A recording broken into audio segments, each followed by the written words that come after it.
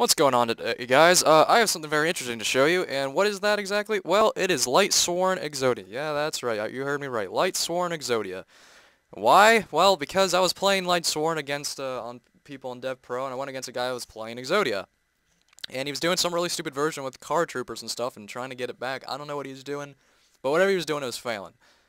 Anyways, I thought it was interesting. I was like, what if I got Lightsworn to mill and still have JDs in my hand, but yet play like backup soldiers, monster reincarnations, and like three of those pot of dick economy cards, and see what I could do. And well, that's what it did, and it fucking is awesome because you can have you're like playing Exodia, and then the next thing you know, you're like special summoning JDs as a backup. You're like, oh wow, I'm getting my ass kicked, and Exodia's not being drawn. JD. You can even get game with JD. Just go JD for game and then have Exodia as a backup, or go for Exodia and have JD as a backup. Whatever you decide to play the deck, it's awesome. Like, I don't know, like, it's a lot of fun. I mean, I'm kind of one against Exodia decks. I'm not against it. I'm against it for taking to a tournament. Like, don't take Exodia to a tournament, because that's just stupid. Play something that takes skill. Even if you're on a budget, like, build something else, okay? But anyways, I thought this was interesting because right here you're going to see it. I'm about to get game. And yeah, game, backup soldier. And I was playing with JDs. Alright? Okay, so let's go to replay 2.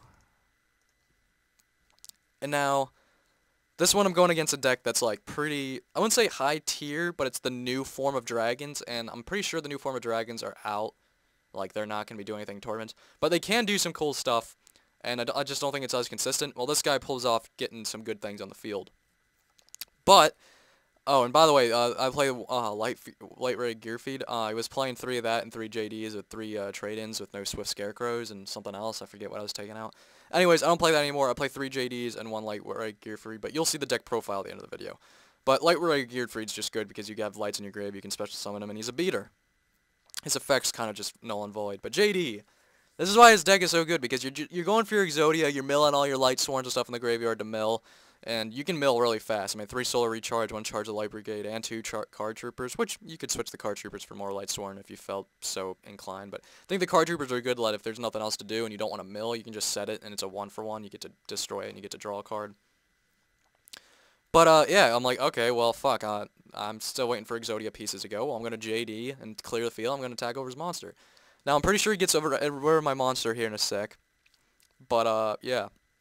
Oh, and if you're worried, like, what if you mill all the backup soldiers? Yes, that can happen. That's why JD is, like, a backup plan, the Lightsworn engine. But you also play on top of the backup soldiers 3 monster reincarnations and 3 potted deck economies, which that can just see right here. I got 4 of my pieces. I just need 1 left, and I have a trade-in. It gets kind of tricky here, and I was like, oh man, he might OTK me. He might get me. But yeah, well, you'll see what happens. But yeah, like, I don't know, like, this deck, like, it's not consistent, because it's, like, an Exodia and a Lightsworn deck, but it's just nice, because it's, like, the player thinks you're, like, either just playing Lightsworn, or they see Exodia pieces, like, alright, you're just trying to get Exodia. But then you just, like, summon a JD, and you clear his field, and it's just like, what? Yeah, see, I get Star Leash, your Geki breaks, but I do get to draw a card because of Star Leash. And this is what gets me. I get my backup soldier, I'm like, alright, well, I'm going to charge a Light Brigade, get my other Exodia piece in the grave, and then backup soldier, and I get it. So yeah, that's how it works out. I'm showing you the Exodia pieces. I won games of JD. I didn't really save any replays of me winning with JD, because that's just like Lightsworn. I was just trying to show you the Exodia part. But anyways, let's get on with the deck profile. We'll be right back. Alright guys, well here's the deck profile, okay? You can change things if you thought it was so, but this is just a really fun deck to play, and I think this is working out well. And I'm gonna tell you what you can and cannot not play, because I've been there, done that.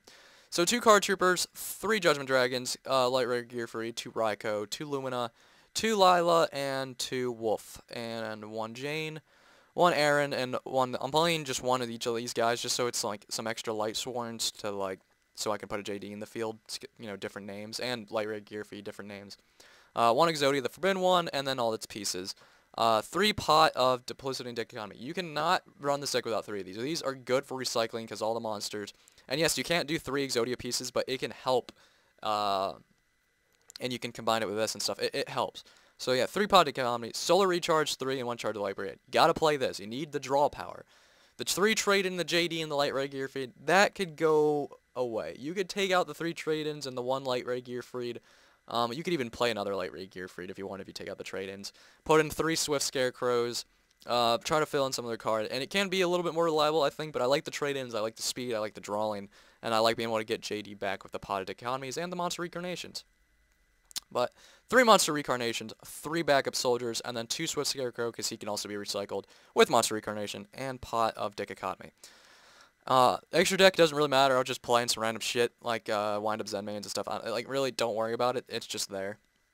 But do make an extra deck so people don't think you're just playing like Exodia or something and leave. But yeah, this deck's really fun. I thought it was really interesting. I've never seen that I've seen. I could be wrong. If you have a video or somebody else doing it, let me know. I don't want to say I'm stealing somebody's idea. But as far as I know, this is the first time I've seen somebody trying to play a Lightsworn and Exodia deck. I remember there was, when E-Dragons were like at its full throttle, there was a thing like that, and a Spellbooks version with Exodia.